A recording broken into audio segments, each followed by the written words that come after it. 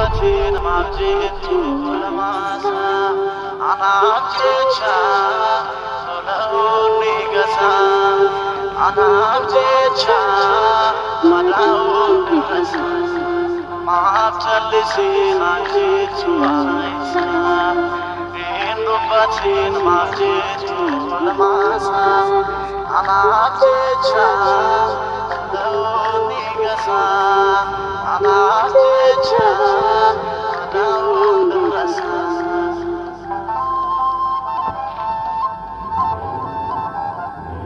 Maqaa Abbaa kan Ilmaa kan Hafuura Qulqulluu sadan Waaqayyo tokkotti ni amanna amiin. Jaalatamtootaa fi kabajamtoota maatii Waaqayyoo ijoolleen haadha keenya qulqulleettiin dubaroo Maariyaam nagaa Waaqayyoon isin gaafadha. Akkam jirtu akkam isaati kanaaf dhaqaa kana gidduu keessanii amiin. Waaqayyoon keenya fedhee jaallatee osoo kaadii balleessaa keenya akka irraa darbee cubbuu keenya nurratti lakkaa'in akka arsummaa fi gara laafummaa isaattiin eegee tiksee sa'aatii kanaaf dhaqaa kana gidduu nu ga'ee galannii fi ulfinni isaaf yaa ta'u amiin.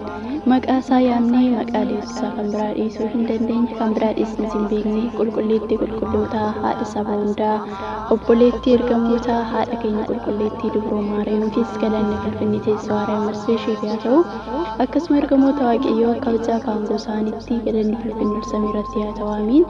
Egaa obboloota koo baga geessanii baga walumaan geenye baga jala du'aa ka'umsaa gooftaa keenya Yesuus Kiristoosinis baga isiniin ga'e amiin. Baga ilmaan nu ga'e egaa akka fedhaa fi eeyyama Waaqayyootti beekeessu.